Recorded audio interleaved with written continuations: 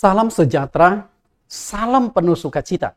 Bisa berjumpa kembali dengan Bapak Ibu sekalian, hamba-hamba Tuhan, para dosen teologi, mahasiswa teologi, para pengurus gereja dan aktivis-aktivis gereja.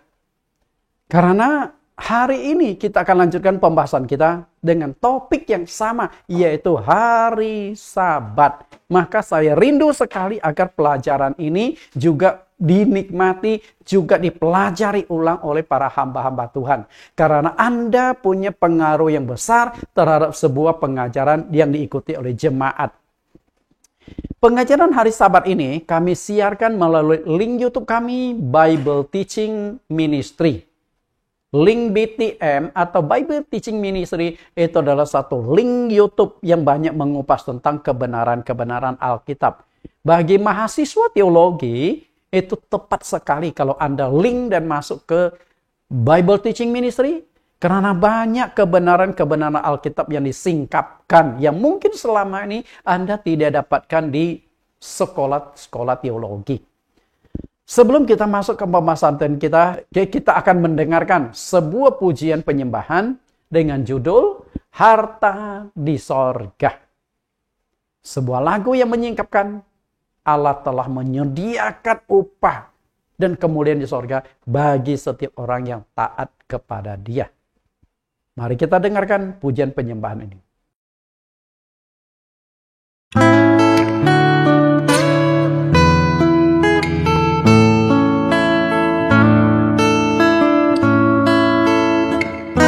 Sekalipun tiada yang melihat, yang terbaik tetap ku perbuat,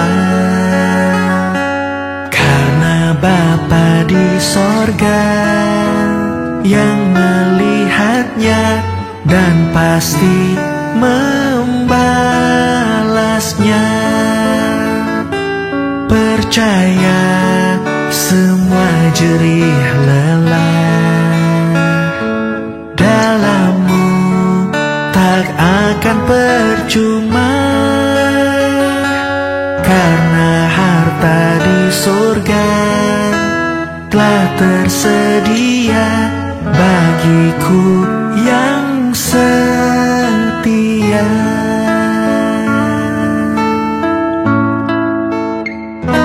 Sekalipun tiada yang melihat, yang terbaik tetap ku perbuat, karena Bapa di sorga yang melihatnya dan pasti membalasnya.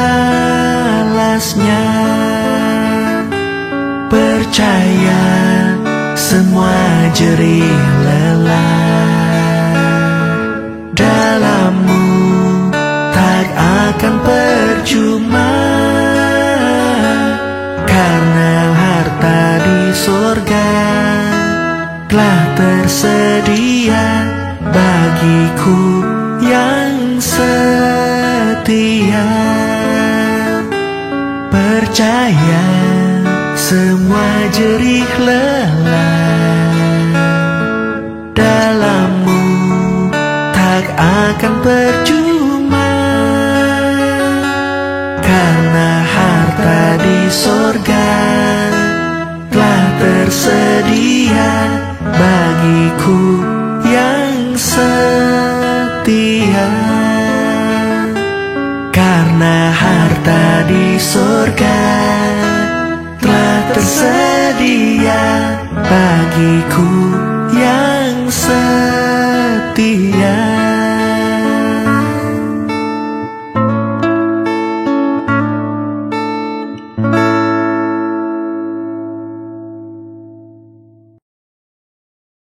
Bapak Ibu yang saya kasihi, kita sudah mendengarkan sebuah lagu yang penuh inspirasi, dan kita akan berdoa sebelum kita membahas kebenaran saat ini. Mari kita tundukkan kepala kita berdoa. Di dalam nama Yesus Kristus, Tuhan dan Juru Selamat, kami berdoa. Terima kasih Tuhan, pada hari ini kami bisa kembali melanjutkan pembahasan kami pelajaran kami di sesi yang ke-9. Semoga Tuhan berkenan menyertai memimpin kami, sehingga di sesi yang penting hari ini, kami bisa diberikan pencerahan, kami disingkapkan kebenaran-kebenaran yang penting, agar kami mendapatkan sebuah jawaban pasti, apakah hari Sabat itu masih perlu dijalankan atau tidak. Karena jika hari Sabat ternyata masih perlu dijalankan, tapi kami abaikan, berarti kami bersalah di hadapan Engkau. Pimpin kami Tuhan, sertai kami. Kami telah berdoa dan siap belajar di dalam nama Tuhan Yesus Kristus. Amin. Bapak Ibu ya, saya kasih tema hari Sabat itu adalah satu tema yang panjang seperti yang sudah saya ungkapkan berulang kali. Kita lihat kembali, inilah tema kita hari Sabat dan inilah sesi-sesinya hari Sabat. Kita lihat sesi 1 sampai sesi yang ke-10. Nah, saya sudah mengupas sesi pertama sampai sesi yang ke-8. Hari ini adalah sesi yang sangat penting dan juga akan menjadi satu pergumulan bagi kita. Sesi yang ke-9. Apakah Sabat ada hubungan dengan keselamatan? Jika saya katakan bahwa hari Sabat itu ada hubungannya dengan keselamatan, pasti langsung akan disikat oleh banyak pendeta. Karena ketika saya mengajarkan hari Sabat masih perlu dijalankan saja, masih disikat oleh banyak pendeta. Apalagi kalau saya berkata, hari Sabat ada hubungan dengan keselamatan. Wah, itu tambah repot. Tapi apakah Sabat ada hubungan dengan keselamatan? Kita akan belajar di sesi yang ke-9 ini. Nah, setelah itu ada sesi 10, lalu sesi yang ke-11, ke-12, 13, 14, sampai 15. Jadi total pelajaran kita ada 15 sesi. Apakah ada kemungkinan tambah, saudari? Bisa saja.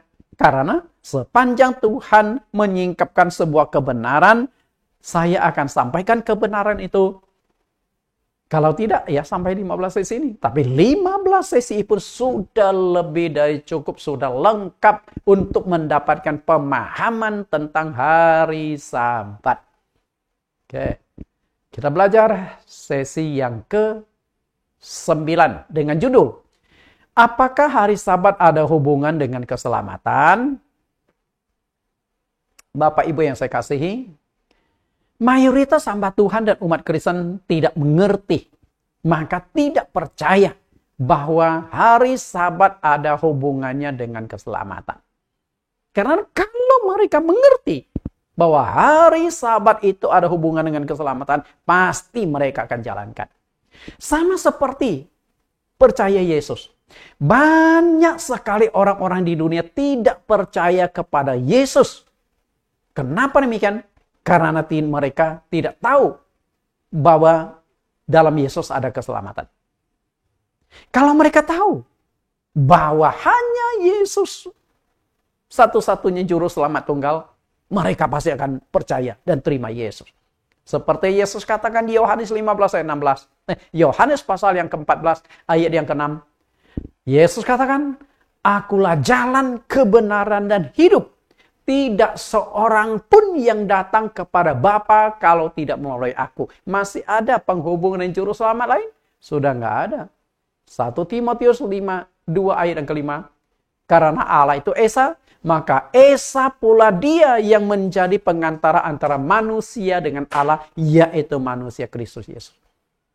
Kisah Rasul 4 ayat 12. Di bawah kolong langit ini, tidak ada nama lain yang diberikan kepada manusia yang olehnya kita dapat diselamatkan. Di kolong langit hanya ada satu nama yang bisa menyelamatkan kita, nama Yesus Kristus. Lalu kenapa banyak orang tidak mau percaya Yesus? Mayoritas tidak percaya kepada Yesus penduduk bumi karena tidak mengenal siapa Yesus. Demikian pula hari Sabat. Kenapa banyak orang Kristen hamba Tuhan tidak pegang hari Sabat? Karena mereka tidak tahu bahwa hari Sabat ada hubungan dengan keselamatan. Kalau tahu mereka pasti pegang. Maka hari ini kita coba gali apakah hari Sabat ada hubungan dengan keselamatan atau tidak. Anda yang memutuskan, saya akan sajikan. Kalau menurut Anda sajian saya salah, ya sudah anggap saja angin lalu. Tapi kalau apa yang saya sajikan, dasar Alkitabnya benar, taatilah, peganglah. Bapak Ibu yang saya kasihi, kita kupas. Berikut ini akan saya kupas dasar Alkitab untuk membuktikan bahwa hari Sabat ada hubungannya dengan keselamatan. Nah, kalau ada hubungan dengan keselamatan, berarti sudah tidak ada pilihan. Anda harus memegang hari Sabat. Hubungan Sabat dengan keselamatan, ada beberapa poin yang saya akan singkapkan di sini. Yang pertama, Sabat adalah hari yang istimewa bagi Allah. Yang kedua, Allah membunuh umat Israel yang melanggar hari Sabat. Yang ketiga, masuk surga kita harus taat melakukan kehendak Allah. Yang keempat, 10 hukum Allah berhubungan dengan keselamatan. Kita kupas keempat poin ini untuk membuktikan hari Sabat ada hubungan dengan keselamatan. Yang pertama, Sabat adalah hari yang istimewa bagi Allah. Allah melakukan penciptaan atas isi dunia itu selama 6 hari. Hari pertama ciptakan apa? Kedua ciptakan apa? Yang keenam ciptakan manusia yang merupakan puncak dari segala ciptaan Allah. Yang diciptakan menurut rupa dan gambar Allah. Dan setiap hari selesai Allah melakukan penciptaan, Allah selalu melakukan evaluasi ulang dan selalu muncul kalimat Allah melihat bahwa semuanya itu baik. Itu kalimat selalu diulang dari hari pertama, kedua, dan seterusnya. Dan di hari yang ke-6, belum masuk hari ke-7 ya, hari yang ke-6 diberikan sebuah kesimpulan evaluasi hari pertama sampai hari yang ke-6. Kejadian pasal 1 ayat 31. Maka Allah melihat segala yang dijadikannya itu sungguh amat baik. Jadilah petang dan jadilah pagi. Itulah hari ke-6. Ini hari ke-6 itu lebih hebat lagi. Sungguh amat baik. Itu kalimat positif semua. Artinya, apa yang diciptakan Allah itu luar biasa sempurna. Karena sang penciptanya itu sempurna. Tapi uniknya, di hari yang ke-7, kata baik hilang. Lalu diganti kalimat yang lebih progresif. Kalimat yang lebih luar biasa lagi. Apa isinya? Kejadian pasal 2 ayat 3. Namun di hari yang ke-7 kalimat Allah melihat bahwa semua itu baik. Kalimat itu hilang dan diganti dengan 2 kata kunci. Diberkati dan dikuduskan. Diberkati dan dikuduskan. Apa yang Bapak Ibu tangkap dari kata diberkati dan dikuduskan? Kita lihat dulu dasar ayatnya. Kejadian pasal 2 ayat yang ke-3. Lalu Allah memberkati hari ke-7 itu dan menguduskannya. Karena pada hari itulah ia berhenti dari segala pekerjaan penciptaan yang telah dibuatnya. Bapak Ibu perhatikan 2 kata ini. Memberkati dan menguduskan. Dan 2 kata ini dipakai untuk mengganti hari yang mengganti kata atau kalimat yang selalu diulang dari hari pertama sampai 6. Apa yang diciptakan Allah itu baik. Jadi ada 2 kata. Hari yang diberkati, hari yang dikuduskan. Kan kedua kata ini memiliki arti yang berbeda. Tapi kesatuan yang tidak terpisahkan. Hari yang diberkati artinya ada 3 macam berkat istimewa yang Tuhan sediakan bagi setiap orang yang taat menguruskan hari Sabat. Itu dicatatkan di Yesaya 58 ayat 13. Kemudian hari yang dikuduskan, ya coba kita lihat dulu Yesaya 58 ayat 14. Ayat 13 itu perintah menguduskan hari Sabat. Nah, berkat yang Tuhan tawarkan, maka engkau akan bersenang-senang karena Tuhan, dan aku akan membuat engkau melintasi bukit-bukit di bumi dengan kendaraan kemenangan. Aku akan memberi makan engkau dari milik pusaka Yakub, bapa leluhurmu, sebab mulut Tuhanlah yang mengatakannya. Kalimat yang saya cetak merah adalah kalimat tawaran berkat bagi orang yang menguduskan hari Sabat. Kemudian, dikuduskan artinya Berkat-berkat itu hanya bisa diterima oleh orang yang taat menguruskan hari Sabat. Makanya, hari Sabat itu harus dikuduskan. Oke, Yesaya 5 ayat 13. Apabila engkau tidak menginjak hukum Sabat dan seterusnya. Ini sudah sering saya kupas, jadi saya lewat saja. Kita lihat, hari Sabat adalah hari yang istimewa di mata Tuhan. Lihat kembali Yesaya 58 ayat 13. Bagaimana hari Sabat itu istimewa di mata Tuhan. Apabila engkau tidak menginjak-injak hukum Sabat dan tidak melakukan urusanmu pada hari kudusku. Apabila engkau menyebut hari Sabat, hari kenikmatan dan hari kudus Tuhan, hari yang mulia. Istimewa enggak? Istimewa. Hari kenikmatan dan hari Tuhan. Hari Tuhan. Selama ini banyak orang Kristen salah kaprah dengan hari Tuhan. Ketika ditanya hari Tuhan itu hari apa? Hari Minggu. Hari ini harinya Tuhan, harinya Tuhan. Mari kita bersukaria. Hari ini harinya Tuhan. Hari apakah itu? Hari Minggu. Karena Yesus bangkit hari Minggu. Betul? Karena itu selama ini orang Kristen itu beranggapan hari Minggu adalah hari Tuhan. Ternyata salah. Tidak ada kata hari Minggu adalah hari Tuhan. Itu istilah yang dipakai untuk menyebut hari Minggu karena Yesus bangkit hari Minggu. Padahal hari Tuhan, hari kudus Tuhan itu hari Sabat.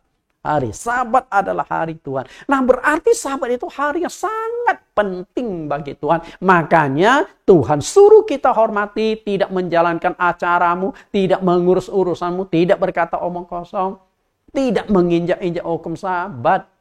Nah, hari yang begitu istimewa bagi Tuhan, kenapa bisa istimewa? Karena Sabat itu, kenapa istimewa? Karena Sabat itu harinya Tuhan, hari yang mulia. Bapak Ibu yang saya kasih, hari yang mulia. Keluaran 31:15. 6 hari lamanya boleh dilakukan pekerjaan, tetapi pada hari yang ke-7 haruslah ada Sabat. Hari perhentian penuh. Hari kudus bagi Tuhan. Setiap orang yang melakukan pekerjaan pada hari Sabat, pastilah dihukum mati. Bayangkan, perhatikan, hari kudus bagi Tuhan. Berarti, hari kudus bagi Tuhan bukan hari Minggu. Bukan hari Senin, Selasa, Kamis, Jumat. Hari kudus bagi Tuhan itu hari Sabtu. Hari ke-7, hari Sabat. Artinya, hari Minggu itu harusnya hari biasa. Bukan hari yang istimewa. Hari yang istimewa bagi Tuhan itu hari Sabtu. Karena istimewa, maka Allah menetapkan Sabat sebagai hari untuk beristirahat dan hari beribadah untuk menyembah Dia. Imamat 2:33, 6 hari lamanya boleh dilakukan pekerjaan, tetapi hari ke-7 harus ada Sabat, hari perhentian penuh, ini hari pertemuan kudus. Bapak Ibu perhatikan, Sabat hari perhentian penuh, hari pertemuan kudus. Nah, hari pertemuan kudus artinya di hari di mana mereka berhenti dari segala pekerjaan itu harus ada pertemuan umat-umat kudus. Artinya hari Sabat itu hari ibadah. Jadi hari ibadah yang Tuhan tetapkan itu bukan hari Minggu. Hari ibadah yang Tuhan tetapkan itu hari Sabtu. Nah, ketika berbicara penyembahan kepada Tuhan, ketika kita bersekutu dengan Tuhan, berkaitan dengan keselamatan enggak? Kalau ibadah itu tidak ada kaitan keselamatan, sama sekali tidak ada kaitan keselamatan, udah nggak usah ibadah saja. Cukup Anda percaya Yesus, tidak usah ke gereja lagi. Nggak usah ada pertemuan-temuan, nggak usah ada ibadah-ibadah. Saya nggak yakin Anda selamat. Justru setelah kita percaya Yesus, kita tetap masih harus ada persekutuan. Ibrani 10:25, janganlah engkau menjauhkan diri dari pertemuan-pertemuan ibadah kita seperti yang dibiasakan oleh beberapa orang. Oke? Jangan jauhkan pertemuan ibadah. Kenapa? Karena ibadah juga punya dampak tentang keselamatan. Supaya melalui ibadah kita, iman kita terpelihara, kita bisa mendengarkan firman Tuhan, bisa taati firman Tuhan. Jangan sampai tidak pernah ibadah, kita nggak mengerti Alkitab, kita melanggar Alkitab, melakukan dosa-dosa. Jadi banyak orang yang jarang kebaktian, itu biasa jatuh dalam dosa. Tapi mereka nggak sadar bahwa yang mereka lakukan itu adalah dosa. Itu masalahnya. Selama 40 tahun, langit dan bumi menguruskan hari Sabat di padang gurun dengan cara menurunkan mana dari sorga. Bapak Ibu bayangkan, mana yang diturunkan dari sorga. Hari pertama, hari Minggu, mana turun. Minggu, Senin, Selasa, Rabu, Kamis, Jumat. 6 hari mana itu turun. Dan mana itu nggak boleh disimpan sampai besok. Kalau disimpan sampai besok, malam harinya itu pasti berulat, berbau busuk. Itu mana. Tapi uniknya, hari yang ke-6, mana itu turun 2 kali lipat dari hari pertama sampai hari yang ke-5. Hari ke-6 turun 2 kali lipat. Dan ketika dipungut lebih banyak di hari ke-6, disimpan sampai besok hari ke-7. Hari 7 itu nggak boleh bekerja, dan tidak bau berbusuk, dan tidak berulat. Karena hari yang ke-7, mana itu tidak turun sama sekali. Bayangkan, istimewa nggak hari demikian di mata Tuhan? Sangat istimewa. Jadi hari Sabat itu adalah hari istimewa di mata Tuhan.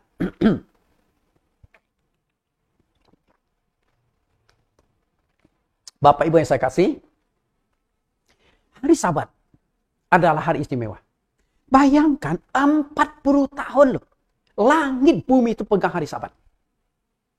Seakan-akan Tuhan sudah kunci. Tuhan sudah program.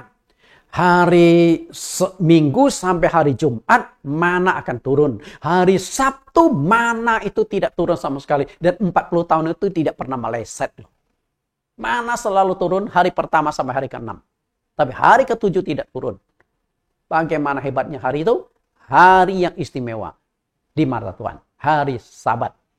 Hari yang begitu penting itu tidak mungkin hilang begitu saja. Nah, siapa yang menghilangkan? Sejarahnya itu sudah saya singkapkan. Raja Konstantin yang menetapkan hari Minggu sebagai hari libur, bukan hari Sabtu lagi.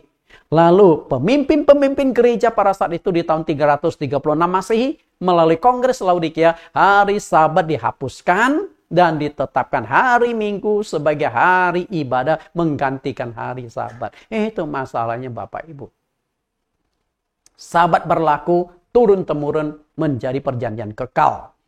Keluaran 31 ayat 15, 6 hari lamanya boleh dilakukan pekerjaan, tetapi pada hari ke-7 haruslah ada Sabat. Hari perhentian penuh, hari kudus bagi Tuhan. Setiap orang yang melakukan pekerjaan pada hari Sabat pastilah dihukum mati. Dan maka haruslah orang Israel memelihara hari Sabat dengan merayakan Sabat turun-temurun menjadi perjanjian kekal. Perhatikan, Sabat turun-temurun. Sabat itu harus dirayakan turun-temurun karena itu menjadi perjanjian kekal. Artinya, Sabat akan berlaku untuk selama-lamanya. Bapak Ibu, Sabat akan berlaku untuk selama-lamanya. Menjadi perjanjian kekal, perjanjian abadi, perjanjian yang tidak mengenal batasan waktu. Tapi sayang, hari Sabat dihilangkan. Siapa yang hilangkan? Nah itu dia. Maka orang Kristen hari ini sudah tidak memegang hari Sabat lagi. Perjanjian kekal itu sudah dinyatakan tidak berlaku lagi oleh para pemimpin-pemimpin gereja hari ini. Yang kedua, Allah membunuh umat Israel yang melanggar hari Sabat. Kalau hari Sabat itu tidak penting, dilanggar, ya sudah selesai. Tapi faktanya Allah membunuh orang di hari Sabat. Ada sanksi yang keras bagi orang yang melanggar hari Sabat. Keluaran 31, 14, 15, haruslah kamu pelihara hari Sabat. Itulah hari kudus bagimu. Yang melanggar kekudusan hari Sabat pasti dihukum mati. Perhatikan, orang itu harus dilenyapkan.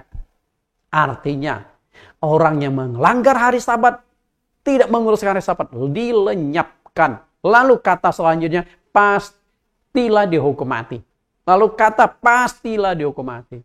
Setiap kali melanggar hari Sabat, hukumannya itu berupa hukuman mati. Bapak Ibu, Nah, kalau hari Sabat itu tidak penting, hari Sabat itu boleh ditiadakan seenaknya, boleh dilanggar seenaknya. Tidak ada istilah atau kata yang muncul, pasti dihukum mati, orang itu dilenyapkan. Seharusnya kalimat ini kan muncul. Berarti Tuhan sangat mementingkan hari Sabat. Bagi siapapun yang melanggar, hukumannya itu berupa kematian. Nah, kalau demikian, apakah boleh kita abaikan hari Sabat? Mestinya tidak boleh. Ayat 16, maka haruslah orang Israel memelihara hari Sabat dengan merayakan Sabat itu turun-temurun menjadi perjanjian kekal. Berarti hukuman seharusnya tetap berlaku. Hukuman mati bukan sekedar ancaman, tetapi benar-benar dilaksanakan. Suatu ketika, bangsa Israel ada di padang gurun. Tuhan sudah ingatkan, hari Sabat harus dikuduskan. Tidak boleh bekerja. Hari Sabat adalah hari perhentian penuh. Tapi apa yang terjadi? Ketika di padang gurun, ada seseorang keluar untuk memungut kayu api di hari Sabat. Apakah orang ini belum pernah dengar? Kita nggak tahu. Masa nggak dengar? Karena sudah diajarkan dan disampaikan dari mulut ke mulut. Tetangga, keluarga pasti mengingatkan. Mungkin orang ini bandel kali ya. Nggak percaya. Masa sih? Akhirnya nekat. Atau mungkin juga saat itu dia sedang kelaparan. Keluarganya kelaparan, belum sempat masak makanan sebelum hari Sabat. Dia berharap bisa memasak makanan. Tapi apa terjadi? Ketika lagi asik kumpulkan kayu api, ada yang melihat, lalu ditangkap ramai-ramai. Ditangkap dan dihadapkan kepada Musa dan Harun.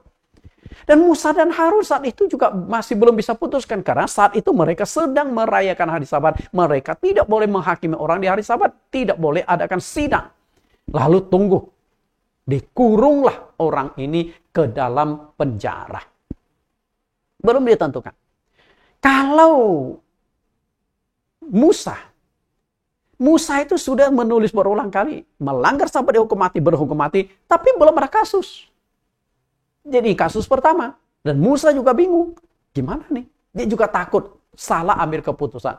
Akhirnya setelah dikurung, besoknya Musa menghadapkan orang ini bertanya kepada Tuhan. Dan Tuhan jawab apa? Orang itu pastilah dihukum mati. Segenap umat Israel harus melontari dia dengan batu di luar tempat perkemahan. Bayangkan Bapak, bunuh. Dirajam dengan batu, dibinasakan. Karena ini menjadi contoh ketidaktaatan. Karena kalau ini Tuhan kasih peluang, ya sudahlah, bebaskan. Setelah itu Tuhan ingat, jangan kalian langgar ya. Ini tetap akan jadi presiden buruk. Jadi Tuhan itu tegas. A, B, B. Ketika Tuhan berkata dihukum mati, dihukum mati. Dan kasus ini terjadi. Orang ini dilempar batu sampai mati. Bapak Ibu saya kasih. Nah, kalau hari Sabat itu tidak penting, hari Sabat itu boleh diabaikan dengan seenaknya, nggak akan sampai ada kematian di sini. Tuhan tidak akan menghukum orang ini. Ya sudah, ampuni. Tuhan paling tegur saya. Lu nih bandel amat sih. Suruh pegang hari Sabat, masih juga nggak mau pegang. Tapi Tuhan tidak main-main. Bunuh ya bunuh. Itulah Sabat Taurat. Bapak Ibu yang saya kasih. Jika hari Sabat itu tidak penting dan tidak ada hubungan dengan keselamatan, maka Allah tidak akan memperlakukan hukuman yang begitu kejam berupa hukuman dirajam dengan batu sampai mati. Dilempar batu sampai mati. Bapak Ibu yang saya kasih. Artinya apa? Mestinya hari Sabat itu ada kaitan dengan keselamatan. Karena itu hari yang sangat penting. Kita lihat tujuan sejarah ini ditulis untuk apa? Kenapa dituliskan? Oh, ada yang mati dibunuh di padang gurun loh gara melanggar hari Sabat. Pasti ada alasan. Belajar dari sejarah bangsa pilihan. 1 Korintus 10 ayat yang kelima. Tetapi sungguh pun demikian, Allah tidak berkenan kepada bagian yang terbesar dari mereka. Karena mereka ditewaskan di padang gurun. Bapak Ibu perhatikan di sini.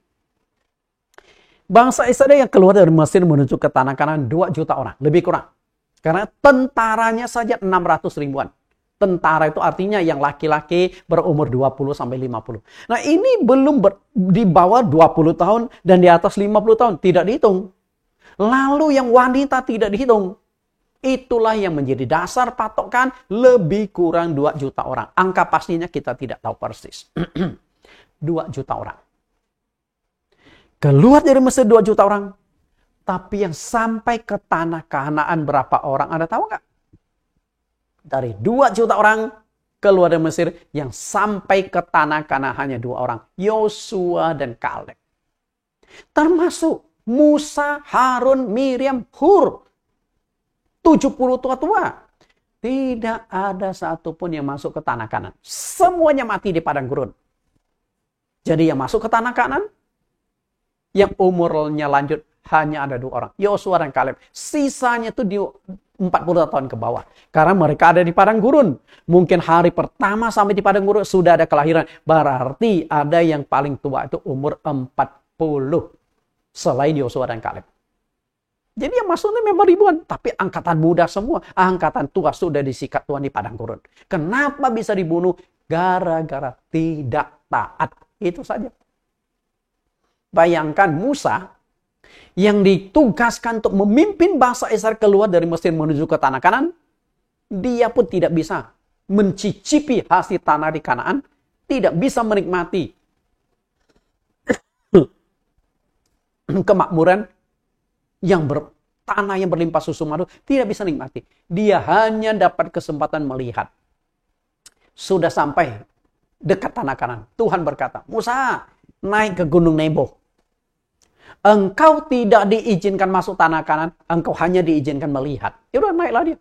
Dia hanya melihat. Bayangkan, ketika dia melihat sekeliling tanah Kanaan, hatinya tuh hancur loh. Gua sudah pimpin bangsa ini 40 tahun loh. Tapi gua nggak bisa nikmati, nggak bisa masuk ke tanah Kanaan loh. Kalau Anda di posisi Musa, hancur nggak hati Anda? Kenapa Musa tidak boleh masuk tanah Kanaan? Sepele sebenarnya masalahnya. Saat itu ada di padang gurun, mereka bangsa Israel sedang kehausan, mereka mulai berontak sungut-sungut karena kekurangan air. Musa mau gimana lagi? Menghadap Tuhan. Lalu Tuhan berkata, oi, di depan itu ada sebuah gunung, kamu perintahkan gunung batu itu keluar air. Tapi Musa yang juga sedang kehausan, kepanasan, terpancing emosi, setelah sampai ke gunung, dia pakai tongkat yang pernah dia pakai membelah air, diketoklah gunung Palo itu. Memang keluar air, hanya gara-gara itu Tuhan marah. Bukan diketok, tapi diperintahkan. Hanya itu. Jadi kalau hal sepele saja yang tidak taat menyebabkan kematian, apalagi hari Sabat begitu penting Anda langgar, apakah akan lolos hukuman Tuhan? Kemudian lihat ayat yang ke-11. Ayat 11. Dari 2 juta orang sisa 2 orang, lalu ayat yang ke-11. Semua ini telah menimpa mereka sebagai contoh dan dituliskan untuk menjadi peringatan bagi kita yang hidup pada waktu di mana zaman akhir telah tiba. Sejarah bangsa Israel yang berontak, sejarah bangsa Israel yang tidak taat menguruskan hari Sabat dibunuh oleh Tuhan, itu menjadi sejarah dan contoh bagi kita hari ini. Taatlah pada perintah Tuhan. Jangan sampai kita ikut sejarah ini. Melanggar hari Sabat, hukumannya adalah kematian. Yang ketiga, hari Sabat. Untuk masuk ke surga, kita harus taat melakukan kehendak Allah. Taat melakukan kehendak Allah. Untuk masuk surga, hanya satu yang dituntut Tuhan dari kita, ketaatan. Bapak Ibu, ketaatan. Yohanes pasal 3:36. Barang siapa percaya kepada anak, ia beroleh hidup yang kekal. Tetapi barang siapa tidak taat kepada anak, ia tidak akan melihat, melainkan murka Allah tetap pada dia. Jadi, keselamatan itu beriman dan ketaatan. Iman percaya pada Yesus, ketaatan taat menjalankan firman. Jadi kalau hanya beriman saja tidak taat, nggak ada gunanya. Karena iman tanpa perbuatan sama seperti iman yang kosong. Iman tanpa perbuatan pada hakikatnya mati. Iman yang mati. Banyak orang Kristen iman yang mati. Percayaan yang luar biasa, tapi ketaatannya tidak ada. Sama juga. Kita percaya Yesus, percaya pada Alkitab, tapi tidak taat pada Alkitab. Hari Sabat saja kita tidak taat. Wahyu pasal 14 ayat 12, yang penting di sini ialah ketekunan orang-orang kudus yang menuruti perintah Allah dan iman kepada Yesus. Jadi tidak cukup hanya iman, tapi harus menuruti perintah Allah. Pertanyaan saya, hari Sabat itu perintah Tuhan bukan? Ingat dan kuduskan hari Sabat, perintah Tuhan bukan? Di dalam 10 hukum Allah hukum yang keempat. Nah, kalau itu perintah Tuhan, taati dan jalankan. Tuhan Yesus ketika berdialog dengan para pemimpin Yahudi, dia ungkapkan sebuah rahasia tentang keselamatan. Apakah banyak orang yang selamat? Ternyata Tuhan katakan tidak. Matius 7 ayat 21. Bukan setiap orang yang berseru kepadaku, Tuhan, Tuhan, akan masuk ke dalam kerajaan sorga, melainkan dia yang melakukan kehendak Bapakku yang di sorga. Artinya, bukan setiap orang Kristen yang berseru kepada Yesus, Tuhan, Yesus, Tuhan, Yesus akan masuk ke dalam kerajaan sorga. Enggak. Kalau berseru kepada Tuhan itu menunjukkan dia percaya Yesus, beriman kepada Yesus, tekun berdoa, tekun beribadah. Tapi enggak menjamin keselamatan. Kenapa demikian? Karena tidak melakukan kehendak Bapa di sorga. Kehendak Bapa itu berupa perintah Tuhan. Ketaatan itu yang paling penting. Ayat yang ke-22.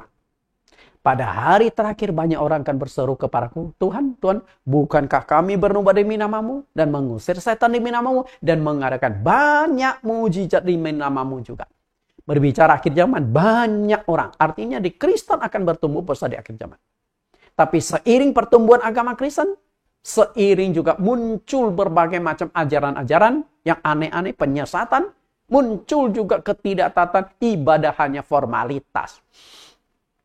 Bapak Ibu, yang berseru kepada Tuhan ini levelnya itu bukan jemaat. Levelnya itu hamba-hamba Tuhan. Dan level hamba Tuhan di ayat 22 bukan hamba Tuhan biasa. Bukan hamba Tuhan ecek-ecek lagi. Tapi hamba Tuhan yang penuh talenta. Bisa usir setan. Belum datang, setan sudah kabur duluan. Kalau kita begitu datang, setan malah ikut kita.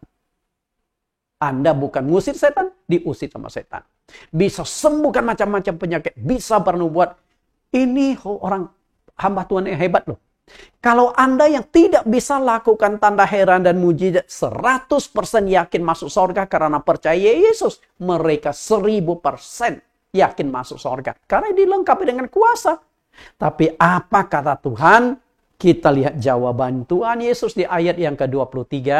Pada waktu itulah aku akan berterus terang kepada mereka dan berkata, aku tidak pernah mengenal kamu. Enyalah daripadaku kamu sekalian pembuat kejahatan. Bapak Ibu perhatikan, pada waktu itu. Artinya waktu penghakiman. Jadi kalau hari ini Tuhan berterus terang enak. Engkau langgar hari Sabat. Kenapa engkau tidak kuduskan hari Sabat? Langsung enak. Engkau salah memberikan pengajaran. Langsung Tuhan tegur. Nathan, kenapa engkau kasih pengajaran yang salah? Enak, saya akan koreksi ajaran saya. Saya akan koreksi doktrin saya. Tapi masalahnya Tuhan tidak berterus terang. Kalau hari ini Tuhan berterus terang, neraka kosong, sorga penuh.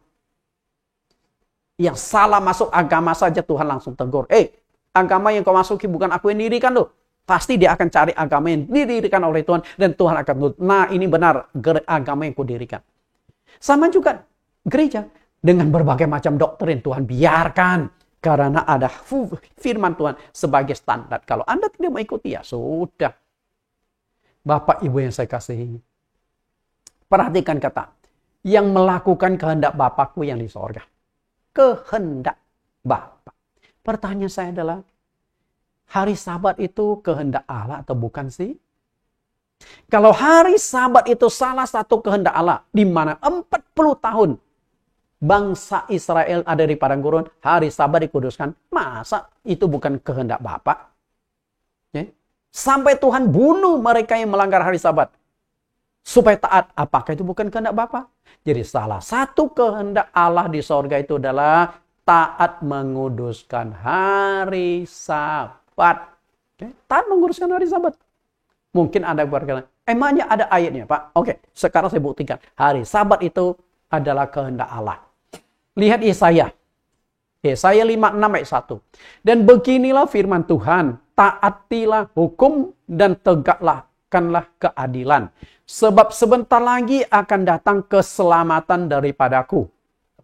Dan keadilanku akan dinyatakan. Ayat 4.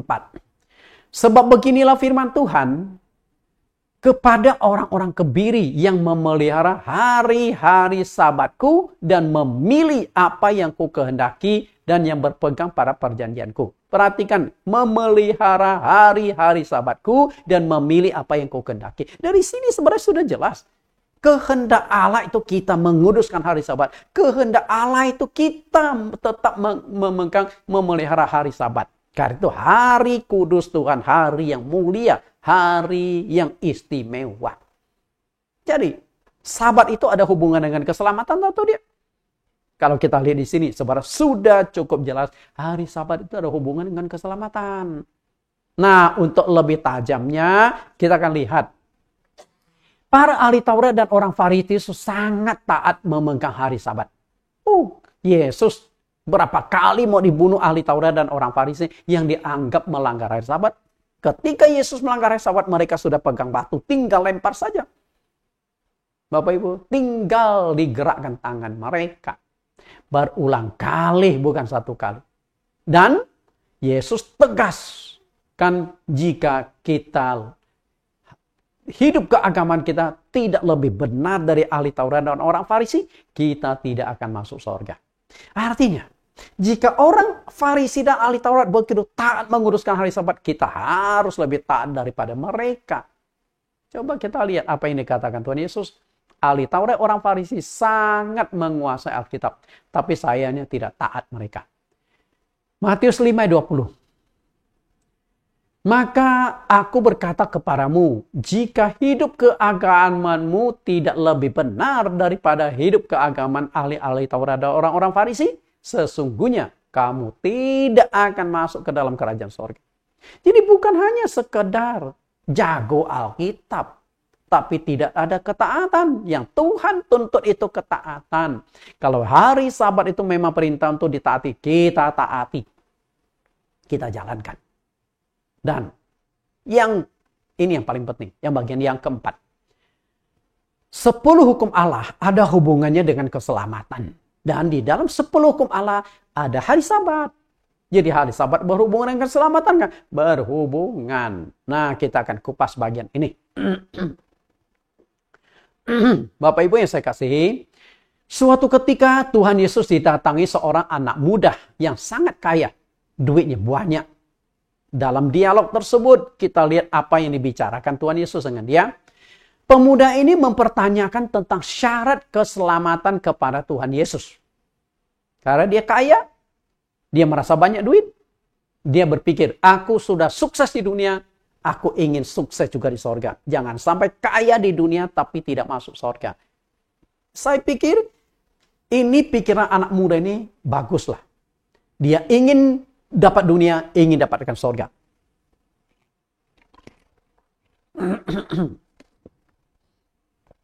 Jadi anak muda ini, di dunia dia sudah nikmati. Kaya, terkenal, banyak melakukan amal. Dan dia ingin, di dunia aku sudah nikmati, di sorga aku pun ingin nikmati. Lalu dia datang pada Yesus, ingin tahu syarat apa yang harus dilakukan untuk masuk sorga. Kita lihat dialog antara Tuhan Yesus dengan anak muda ini di Matius 19 ayat 16-22. Kita lihat isi dialognya. Sabat ada hubungan dengan keselamatan. Matius 19 ayat 16. Adalah seorang datang kepada Yesus dan berkata, Guru, perbuatan baik apakah yang harus kau perbuat untuk memperoleh hidup yang kekal? To the point. Dia ingin masuk surga. Maka dia tanya, perbuatan baik apa yang harus kuperbuat untuk dapat hidup kekal? Tapi sayangnya, dia ingin masuk ke dalam hidup kekal, masuk surga, tapi dia punya konsep pikiran sendiri bagaimana mendapatkan keselamatan. Jelas sekali dia ingin masuk surga. Tapi sayangnya punya konsep keselamatan. Anda tahu nggak konsep dia itu apa? Perbuatan baik. Artinya, Banyak orang ingin masuk surga, tapi dia punya konsep-konsep bagaimana mendapatkan keselamatan. Menciptakan doktrin-doktrin keselamatan yang tidak berdasarkan Alkitab. Beramal, bertapa, melakukan ini, melakukan itu. Bapak Ibu saya kasih, banyak gereja ingin masuk surga, tapi punya konsep doktrin sendiri. Sama seperti anak muda ini. Bukan konsep Alkitab. Lalu, bagaimana jawaban Yesus atas pernyataan dan pertanyaan anak murid? Dia bukan hanya punya pernyataan, tapi juga pertanyaan. Pernyataan dia adalah berbuat baik. Pertanyaan adalah untuk dapat hidup kekal. Bagaimana caranya? Apakah cukup berbuat baik? Karena dia sudah banyak korbankan uang loh. Dia kaya. Sumbang sini, sumbang sana, beramal sini, beramal sana. Tapi lama-lama duit juga bisa habis kan. Untuk apa dia beramal? Ingin masuk surga. Sampai suatu ketika dia berpikir, waduh, sampai kapan aku harus umbar duitku? Sampai kapan aku harus beramal? Nggak ada kejelasan. Batasan beramal itu seperti apa untuk selamat? Kalau ada batasan, sih enak. Misalnya, cukup sumbang 5 miliar, engkau akan masuk surga. Nah, itu batasannya jelas. Nah, ini sumbang terus. Nggak ada batasan. Maka dia datang kepada Yesus sebelum bangkrut, sebelum jatuh miskin. Lalu Yesus menjawab dia apa? Kita baca ayat selanjutnya, ayat yang ke-17. Orang yang ingin masuk surga ini seperti apa? 17. Jawab Yesus.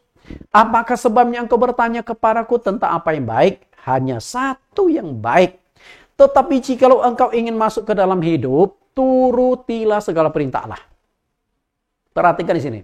Untuk mendapat hidup kekal, turuti segala perintah Allah. Yang diminta Tuhan di sini apa? Ketaatan. Ketaatan. Betul? Ketaatan. Maka anak muda ini jadi kaget. Kenapa kaget? Permasalahan begini loh. Turuti segala perintah Allah. Dia matanya langsung membelalak. Kenapa demikian? Karena kitab suci perjanjian lama itu tebal. Firman Tuhan itu tebal. Bagian mana yang harus ditaati? Yang ada hubungan dengan keselamatan. Oke, bagian mana? Apakah semuanya harus dituruti untuk dapat selamat? Artinya, anak muda itu ingin dapat poin pentingnya loh. Nah, selama ini kan gereja-gereja tidak ajarkan syarat keselamatan itu seperti apa. Sedangkan di gereja kami itu kami ajarkan. Untuk masuk surga, poin 1, 2, 3, 4, 5 ada penjelasan-penjelasan. Misalnya, baptisan ada hubungan dengan keselamatan nggak? Kalau ada, nah tinggal Anda buktikan ayatnya. Bahwa baptisan ada hubungan dengan keselamatan. Lalu cara baptisan harus sesuai. Perjamuan kudus ada hubungan dengan keselamatan nggak? Nah kalau ada, buktikan dasar ayatnya. Lalu bagaimana cara melakukan perjamuan kudus yang sesuai dengan Alkitab? Termasuk hari Sabat. Ada hubungannya dengan keselamatan nggak? Nah sekarang saya sedang membuktikan bahwa hari Sabat ada hubungan dengan keselamatan. Nah setelah itu cara memegang hari Sabat. Bapak Ibu saya kasih. Kita lihat. Waktu dia bertanya lebih jauh. Apa perintah yang mana? Yesus langsung memberikan jawaban 10 hukum Allah. Artinya apa? 10 hukum Allah ada hubungan dengan keselamatan. Dan hukum yang keempat, ingat dan kuduskan hari Sabat. Hari Sabat ada hubungan dengan keselamatan nggak? Kalau kita tarik sampai ke sini. Ada. Bapak Ibu saya, kita lihat. Ayat 18 sampai 19, kata orang itu kepadanya, perintah yang mana? Kata Yesus, jangan membunuh, 10 hukum. Jangan berzina, 10 hukum. Jangan mencuri, 10 hukum. Jangan mengucapkan saksi dusta, 10 hukum. Hormatilah ayahmu dan ibumu, 10 hukum. Jadi, ketika dia ingin masuk surga, syaratnya apa? Yesus suruh, udah taati 10 hukum Allah saja. Bapak Ibu saya kasih, kita analisa secara tajam bagian ini, yang bagian terakhir ini. Tuhan Yesus mengutip 5 hukum dari 10 hukum Allah untuk menegaskan mentaati 10 perintah Allah ada hubungannya dengan keselamatan. Oke, ada hubungan dengan keselamatan. Nah, dari 10 hukum ini, Yesus kutip 5 hukum. Dan 10 hukum Allah itu ditulis oleh jari Allah di atas 2 lempengan batu yang isinya sebagai berikut. Kita lihat isi dari 10 hukum Allah. Itu ditulis oleh jari Allah di atas 2 lempengan batu loh. Kita lihat hukum yang hukum pertama sampai hukum yang keempat. Hukum yang kelima sampai hukum yang ke-10. Nah, yang Yesus kutip itu adalah yang di sebelah kanan. Oke? Jangan membunuh, jangan berzina, jangan mencuri, hormati ayahmu dan ibumu. 5 hukum yang Yesus kutip. Tapi bukan berarti hanya 5 hukum saja yang perlu. 10 hukum Allah adalah kesatuan hukum yang tetap harus dijalankan. 10 hukum Allah itu hanya ada 2 hukum yang bersifat aktif. Sedangkan 8 hukum itu bersifat pasif. Apa yang dimaksud hukum yang bersifat aktif dan pasif? Ini sudah saya buka, sering kali saya buka. Kalau Anda ikuti dari awal, sudah beberapa kali saya singkapkan belayar ini. Hukum yang bersifat aktif artinya harus dilakukan atau dilaksanakan. Sedangkan hukum yang bersifat pasif tinggal Anda hindari, tinggal Anda jauhi, Anda tidak usah lakukan, maka Anda sudah memiliki ketaatan tersebut. Oke, memiliki ketaatan itu. Perhatikan di sini. Hukum yang bersifat pasif. Yang bersifat pasif adalah yang ada tulisan merah di bagian awalnya. Ada kata jangan. Jadi kata jangan itu ada 8 kali. Jangan ada padamu Allah lain. Jangan membuat bagimu patung yang menyerupai apapun. Jangan menyebut nama Tuhan Allahmu dengan sembarangan. Jangan membunuh, jangan berzina, jangan mencuri, jangan mengucapkan saksi dosa, jangan mengingini. 8 kata jangan itu adalah perintah yang pasif. Perintah yang pasif itu artinya tinggallah Anda jauhi. Jangan mencuri. Ya udah. Menghindari. Nggak usah mencuri. Jangan berzina. Ya tinggal menjauhi perzinahan. Ketika ada cewek dekat-dekat Anda, ya tinggal jauhi. Tapi ada 2 hukum yang bersifat aktif. Aktif itu artinya harus dilakukan. Hukum yang bersifat aktif ini. Ingat dan kuduskan hari Sabat. Hormati ayahmu dan ibumu, itu bersifat aktif artinya harus dilakukan. Jadi ketika anak muda ini bertanya apa yang harus kuperbuat memperoleh hidup yang kekal, Yesus suruh taati 10 hukum Allah. Dan di hukum yang keempat, ingat dan kuduskan hari Sabat. Hari Sabat ada hubungan dengan keselamatan. Kalau kita mengacu pada sini, 10 hukum Allah itu adalah kesatuan hukum. Apakah yang dimaksud dengan kesatuan hukum? Maksudnya adalah hukum itu tidak bisa dipisahkan satu dengan yang lainnya. Artinya, Anda nggak bisa taati 5 hukum. 5 hukum itu nggak usah dijalankan. Nggak bisa, Anda nggak bisa memilih. Mentaati yang 9, tetapi melanggar 1, berarti Anda melanggar hukum juga dan tetap kenakan sanksi. Bahkan lebih dari itu, Anda melanggar 1 dianggap melanggar semuanya. Betapa menakutkan. Perhatikan contoh rambu-rambu lalu lintas di bawah ini. Bapak Ibu perhatikan di sini. Coba perhatikan, ini ada 5 rambu. Saya mau bertanya yang sedang ikut pengajaran saat ini. Anda tahu nggak arti dari rambu-rambu ini? Coba perhatikan. Rambu pertama, kedua, keempat, dan kelima. Tahu nggak? Kalau Anda SIM tembak, tidak akan tahu. Tapi kalau SIM Anda lulus ujian, pasti Anda tahu. Karena pasti keluar dong rambu-rambu ini. Kayaknya banyak SIM tembak di sini. Betul? Nah, dari 5 rambu-rambu ini, kita lihat nih. Yang pertama, dilarang masuk. Yang kedua, ditutup untuk semua kendaraan dari kedua arah. Nah, kalau ini kan banyak nih. S, dilarang stop atau berhenti. P, dilarang parkir. Lingkungan, dilarang berbalik atau memutar. Rambu ke-6, ke-7, 8, 9, 10. Oke. Dari 10 rambu lalu lintas, katakanlah Anda ini orang kampung. Dari kampung datang ke kota Jakarta.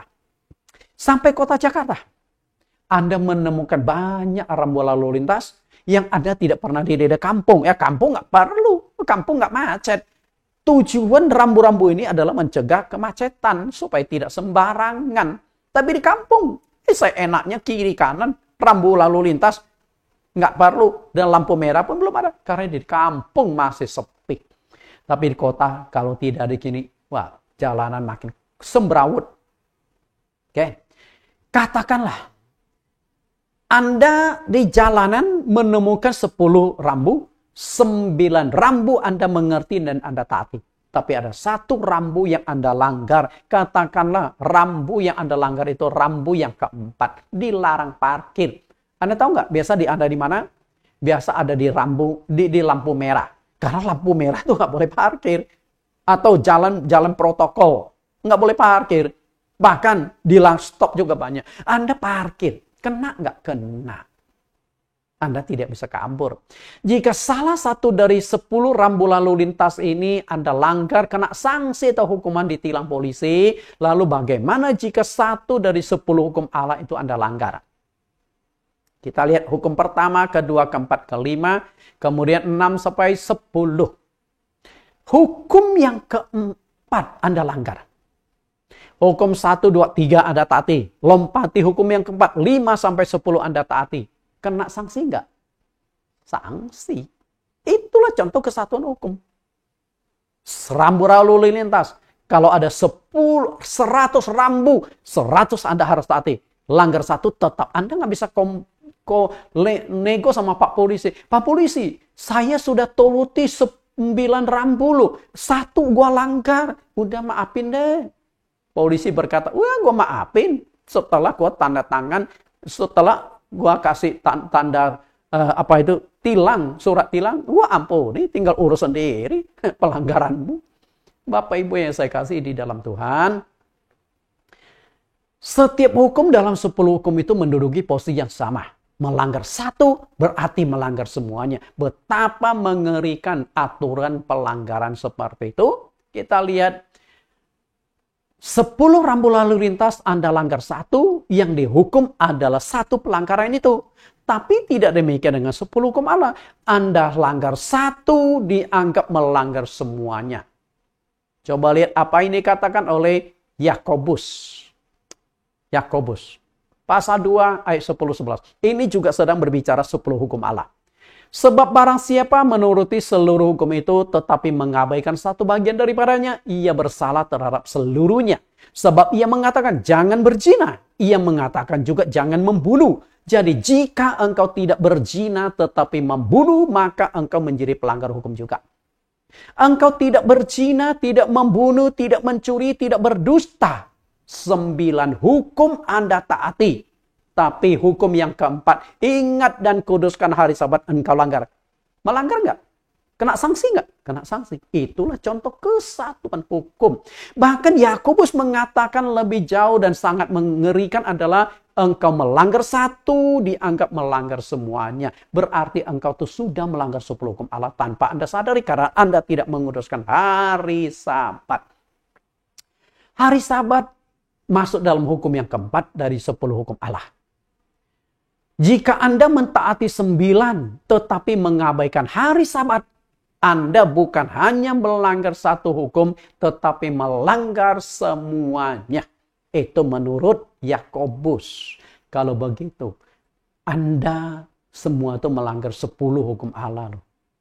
Melanggar semua. Karena Anda mengabaikan hari Sabat. Bapak Ibu yang saya kasih. Nah, setelah mendengarkan penjelasan Tuhan Yesus kepada anak muda ini, untuk masuk ke sorga, engkau harus turuti 10 hukum Allah. Bagaimana reaksi anak muda ini? Kata orang muda itu kepadanya, semua itu telah kuturuti, apalagi masih kurang. Wah, luar biasa kan? Taat loh anak muda ini. Lah Yesus lihat ini, wah boleh juga ini anak muda. Kalau engkau mau lebih sempurna, ada hal yang harus kau lakukan. Jikalau engkau hendak sempurna, pergilah, jual segala milikmu, dan berikanlah itu kepada orang-orang miskin. Maka engkau akan beroleh harta di sorga. Kemudian datanglah kemari dan ikutlah aku. Yesus berkata, engkau mau sempurna? Ya sudah, jual seluruh kekayaanmu, jadi pelayan Tuhan. Jadi hamba Tuhan. Ikut aku memberitakan Injil. Bagaimana reaksi anak muda ini? Ayat 20. Ketika orang muda itu mendengar perkataan itu, pergilah ia dengan sedih. Sebab banyak hartanya. Kaya ini anak muda. Tapi sayang, ingin masuk surga, tidak berani bayar harga. Kan kuncinya di sana. Banyak orang Kristen seperti pemuda kaya ini ingin masuk surga, namun tidak berani membayar harga. Ingin masuk surga, tapi nggak berani bayar harga. Gimana ini? Bapak Ibu yang saya kasih, Anda ingin masuk surga, tapi tidak berani bayar harga untuk mentaati hari Sabat. Menguduskan hari Sabat adalah salah satu harga yang harus bayar untuk memperoleh anugerah keselamatan. Bapak Ibu yang saya kasih, ketaatan, ingat dan kuduskan hari Sabat. Tuhan Yesus memberkati. Jadi apa saya sudah sajikan, hari Sabat ada hubungan dengan keselamatan. Anda bisa terima atau tidak, itu keputusan Anda masing-masing. Jangankan ada hubungan dengan keselamatan. Tidak ada hubungan dengan keselamatan saja, tapi ada perintah untuk menguruskan hari Sabat. Anda mau jalankan nggak? Mau jalankan nggak? Apalagi kalau hari Sabat ternyata ada hubungan dengan keselamatan, lebih lagi kita harus taati. Tuhan Yesus berkati. Kita berdoa. Di dalam nama Tuhan Yesus Kristus kami berdoa, Tuhan, hamba-Mu telah menyingkapkan sebuah cerita yang sangat menarik, sebuah cerita yang sangat penting. Anak muda ingin masuk ke dalam kerajaan sorga, datang kepada Engkau. Dan Engkau suruh taati 10 hukum Allah. Dan di dalam 10 hukum Allah ini ada hukum yang keempat, ingat dan kuduskan hari Sabat. Namun faktanya banyak orang tidak percaya bahwa hari Sabat ada hubungan dengan keselamatan. Sekalipun hari Sabat itu tidak dikatakan berhubungan dengan keselamatan, namun kalau itu perintah dari Engkau, kami akan taati, kami akan turuti. Terima kasih Tuhan, pimpinlah kami. Berikan hati yang taat kepada kami. Walaupun tidak mudah. Di hari Sabtu, siang bolong kami harus beribadah.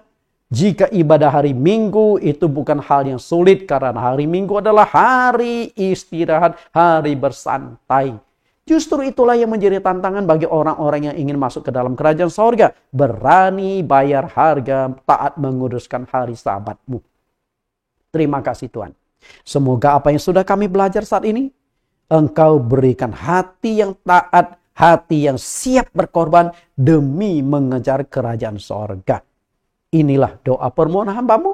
Hamba-Mu titipkan doa ini juga kepada semua orang yang merindukan keselamatan, ingin masuk sorga, ketaatan. Di dalam nama Tuhan Yesus kami telah berdoa. Amin. Bapak Ibu yang saya kasihi, kita akan mendengarkan sebuah lagu Sorga di Hatiku. Ketika di hatiku merindukan sorga, aku akan perjuangkan sorga, aku akan taat firman Tuhan, aku akan membayar harga demi sorga yang sudah aku rindukan di dalam hati. Kita dengarkan pujian penyembahan ini.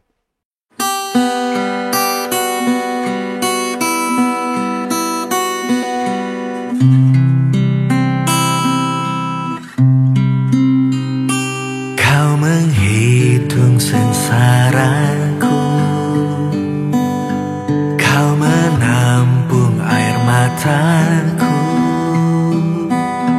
bahkan di titik terendahku Kau datang mengangkatku, serta ku lalui badai, jagaku lewati ngarai. Saat hancurnya duniaku, Kau membangunnya baru. Yesus, Yesus, padamu ku temukan firdausku. Yesus, Yesus, denganmu ku rasakan surga di hatiku.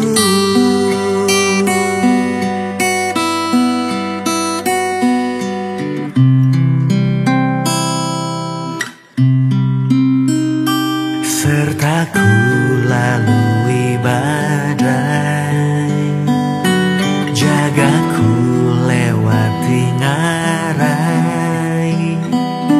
Saat hancur duniaku kau membangunnya baru. Yesus, Yesus, padamu ku temukan Firdausku. Yesus, Yesus, denganmu ku rasakan surga di hatiku. Yesus, padamu ku temukan Firdausku. Yesus, Yesus, denganmu ku rasakan surga di hatiku. Kaulah Firdausku, surga di hatiku.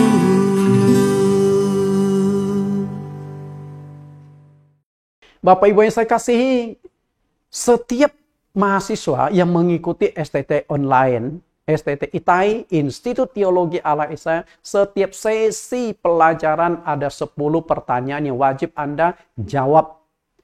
Kita lihat topik yang ke-9, apakah hari Sabat ada hubungan dengan keselamatan? Pertanyaan pertama, tuliskan 4 alasan bahwa hari Sabat ada hubungan dengan keselamatan. Yang kedua, Sabat adalah hari yang istimewa bagi Allah. Tuliskan 2 kata kunci dalam Kejadian pasal 2 ayat 3 yang melukiskan keistimewaan di hari ke-7 itu. 3. Tercatat di manakah Allah menghukum mati orang yang melanggar hari Sabat dengan cara dilempar batu sampai mati? Yang keempat, tuliskan teks ayat Alkitab bahwa untuk masuk ke surga kita harus taat melakukan kehendak Bapa, yaitu menguruskan hari Sabat. Yang kelima, tercatat di manakah Yesus berdialog dengan seorang pemuda kaya yang ingin masuk surga dan Yesus mengutip sisi 10 hukum Allah. Pertanyaan ke-6, hari Sabat tercatat dalam hukum yang keberapa dari 10 hukum Allah? Yang ke-7, 10 hukum Allah tercatat 2 hukum yang bersifat aktif dan 8 hukum yang bersifat pasif. Apa yang dimaksud dengan hukum yang bersifat aktif dan pasif? 8. Apa yang dimaksud dengan kalimat bahwa 10 hukum Allah itu kesatuan hukum? Tuliskan teks ayat Alkitab bahwa 10 hukum adalah kesatuan hukum. Jika melanggar satu dianggap telah melanggar semuanya. Jawaban pertanyaan ke-10. Bagaimana reaksi pemuda kaya setelah mendengarkan penjelasan Tuhan Yesus tentang ketaatan? Lalu pengajaran apa yang Anda tangkap dari reaksi anak muda ini untuk keselamatan? Silakan Anda jawab ketik rapi dan kirimkan kembali ke STT ITAI. Tuhan Yesus memberkati.